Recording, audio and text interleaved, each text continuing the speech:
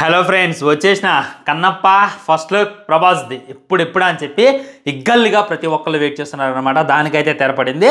ఈరోజు అయితే ఒక లుక్ రిలీజ్ చేయడం జరిగింది. ఈ లుక్ ఎలా ఉంది అనేటటువంటిది క్లారిటీగా క్లుప్తంగా మాట్లాడుకుందాం. ఫస్ట్ లుక్ ఎలా ఉండొచ్చు అనేటటువంటిది ఇంకా క్లారిటీగా క్లుప్తంగా మాట్లాడుకునేటటువంటి ప్రయత్నం చేద్దాం. నిజంగా అబ్బా, ఫస్ట్ టైం మంచు ఫ్యామిలీ నుండి ఒక సినిమాకి 100 కోట్లు డే 1 రాబోతున్నాయి. సినిమా బాగుంటే, సినిమా అందరికీ పిచ్చి పిచ్చిగా నచ్చితే ఈజీగా 1000 కోట్లు అయితే కొట్టబోతుందని చెప్పి క్లారిటీగా అర్థమవుతుంది. ఏదో గట్టిగానే ప్లాన్ చేశారు అనేటటువంటిది ఇంకా క్లారిటీగా అర్థమవుతుంది. ఫస్ట్ మనకి గ్లిమ్స్ రిలీజ్ చేశారు. అందులో ప్రభాస్ అన్న జస్ట్ ఐన్ రిలీజ్ చేశారనమాట. అది ఏదైతే ఉందో 100 కోట్ల లుక్ అని చెప్పి క్లారిటీగా అర్థమైంది.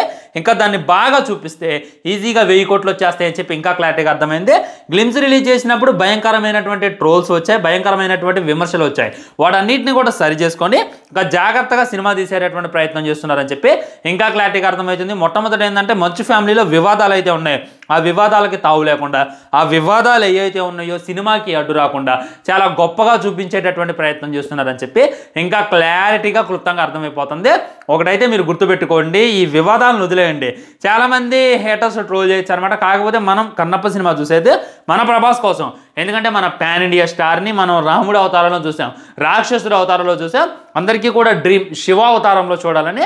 అది కూడా నెరవేరబోతుంది. కాకపోతే ఆయన శివుల్లా కాదు, ఇంకో క్యారెక్టరే చేయబోతున్నా అని చెప్పి ఇంకా క్లారిటీగా అర్థమవుతుంది. ఆ క్యారెక్టర్ ఏంటి అనేటటువంటిది క్లారిటీగా మాట్లాడుకుందాం. ఒక లుక్ లీక్ అయింది. ఆ లుక్ గుర్తుందో లేదో మీకు. ఆ లుక్ మీద కన్నప్ప మూవీ టీం కూడా రియాక్ట్ అయిందనమాట. మేము చాలా కష్టపడి చాలా ఎఫెక్ట్స్ పెట్టి ఒక సినిమా తీస్తున్నాం, కానీ ఒకేసారి లుక్ రిలీజ్ చేయటం, అది లీక్ చేయడం కరెక్ట్ పద్ధతి కాదు. దాన్ని చాలామంది వైరల్ చేస్తున్నారు. దయచేసి వైరల్ చేయమాకండి అని చెప్పి కూడా వాళ్ళు అఫీషియల్గా తెలియజేస్తూ బాధపడ్డారు. ఎందుకంటే హానెస్టీగా మాట్లాడుతున్నా భయ్య, ఆ లుక్లో ప్రభాస్ అని అసలు బాగలేదనమాట. ఒక రకంగా ఉన్నాడు అనమాట. ఇదేంద్ర ఎలా ఉన్నాడు, ప్రభాస్ అని ఎలా చూపిస్తున్నారు అని చెప్పి ప్రభాస్ ఫ్యాన్స్ అయితే చాలా డిసప్పాయింట్ అయ్యారు, చాలా కోపపడ్డారు కూడా. చాలా ట్రోల్స్ కూడా వచ్చాయి దాని మీద. నేను కూడా ఒక వీడియో చేసిన. అన్ఫార్చునేట్లీ వాళ్ళు రిక్వెస్ట్ చేశారు డిలీట్ చేయమని. ఇక దాంతో రిక్వెస్ట్ ఏదో చేశారనమాట. దాంతో ఆ వీడియోని అయితే డిలీట్ చేయడం జరిగింది. అందులో ప్రభాస్ అని అసలు బాగలేదు. అలానే చూపిస్తారా ప్రభాస్ అని? అలా చూపిస్తే మట్టికి నిజంగా వేరే వాళ్ళ అవసరం లేదు. ప్రభాస్ ఫ్యాన్సే సినిమాని ఫ్లాప్ చేయడానికి రెడీగా ఉంటారు, జాగ్రత్తగా ఉండండి అని చెప్పి వార్నింగ్ కూడా వెళ్ళినాయి. ఇక దాంతో మళ్ళీ ప్రభాస్ని అయితే పిలిపించుకున్నారంట. మళ్ళీ రీషూట్ అయితే చేశారంట. మళ్ళీ కొత్తగా ఏదో యాడ్ చేసేటటువంటి ప్రయత్నం కూడా చాలా అంటే చాలా ఉన్నతంగా ట్రై చేశారని చెప్పి ఇంకా క్లారిటీగా క్లుప్తంగా అర్థమవుతుంది అనమాట. మరి ఎలా ఉండొచ్చు ప్రభాస్ అనేటటువంటిది క్లారిటీగా మాట్లాడుకోవాలంటే ఇవాళ రిలీజ్ చేసినటువంటి ఈ లుక్ చూడండి. ఆయన శివుడిలాగా కనపట్ల. ఇదైతే మీరు మైండ్లో పెట్టుకోండి. శివుడిలాగా కనపడుతున్నావు అని చెప్పి ప్రతి ఒక్కళ్ళు అనుకుంటున్నారు. శివుడిలాగా కనపడేది అక్షయ్ కుమార్ గారు. అక్షయ్ కుమార్ గారికి సంబంధించినటువంటి ఒక లుక్ కూడా వచ్చింది. దానికి సంబంధించి ఒక వీడియో కూడా మనం చేసేసాం. పైన కనపడుతున్నటువంటి లింక్ లేదా ఎండ్ స్క్రీన్లో ఇస్తే ఆ వీడియో చూడండి, మీకు క్లారిటీ వస్తుంది. సో శివుడిలాగా అక్షయ్ కుమార్ గారు కనపడుతున్నారు. శివుడి భక్తుల్లాగా ప్రభాస్ అని అయితే కనపడుతుండవు. దాంట్లో డౌట్ పెట్టుకోవాల్సిన అవసరం లేదు. శివుడు భక్తుడు అని చెప్పి ఎలా గెస్ చేస్తున్నానంటే విభూది అనమాట. విభూది ఉంది చూడండి. విభూది చాలా క్లియర్ కట్గా ఉంది. ఈ విభూది ఇప్పుడే కాదనమాట, కన్నప్ప గ్లిమ్స్ రిలీజ్ చేసినప్పుడు అందులో కూడా విభూది చాలా క్లియర్ క్లుప్తంగా కానొచ్చింది. కాబట్టి విభూది అనేటటువంటిది మెయిన్. ఇంకోసారి చూడండి, ఆ కళ్ళు మామూలు కళ్ళు కావు అవి. బాహుబలిలో అయినా, సాహోలో అయినా, కల్కీలో అయినా, ఇప్పుడు వచ్చేటటువంటి ఈ కన్నప్పలో అయినా కళ్ళతోనే ఎలివేషన్ ఇప్పిస్తున్నారు. ఒకప్పుడు కొరటాల శివ గారు, రాజమౌళి గారు, ప్రభాస్ ఏళ్లతో ఎలివేషన్స్ ఇప్పించేవాళ్ళు.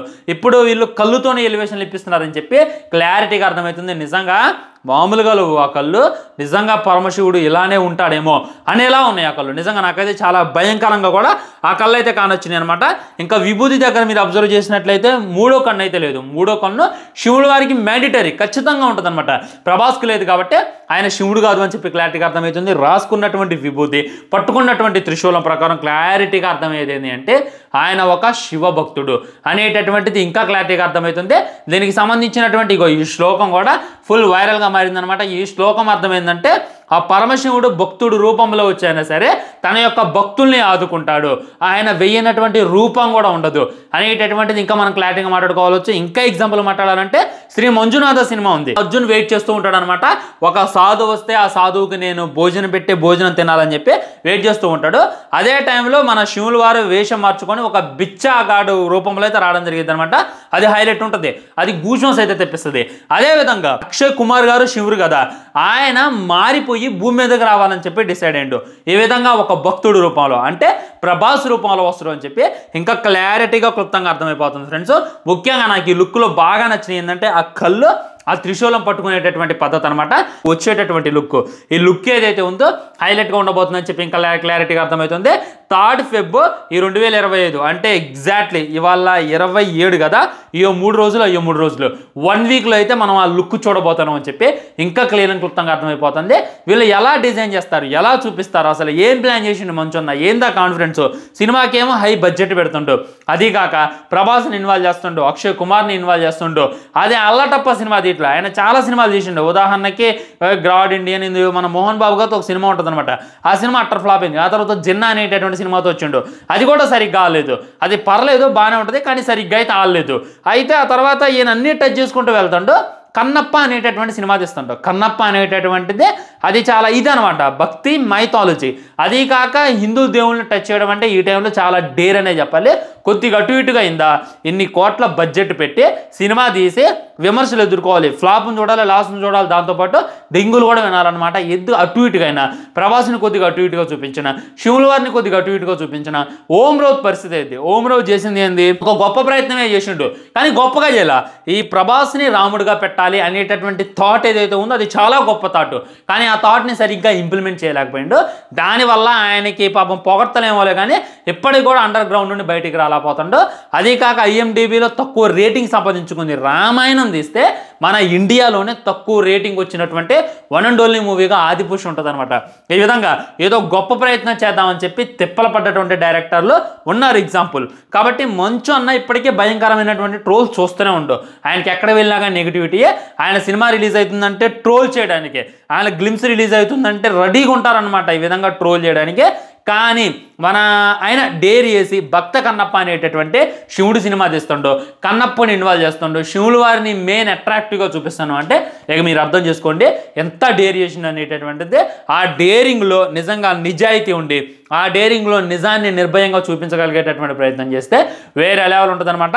చాలామంది యూట్యూబర్లు ఇదే పని అనమాట. ఒక టీజర్ రిలీజ్ అయిందంటే దాంట్లో ఎన్ని బొక్కలు ఎత్తుకుతారో, ఎన్ని లూప్ హోల్స్ ఎత్తుకుతారో, ఎన్ని ఎత్తుకుతారో కానీ అన్ని డేర్ చేయాలన్నమాట.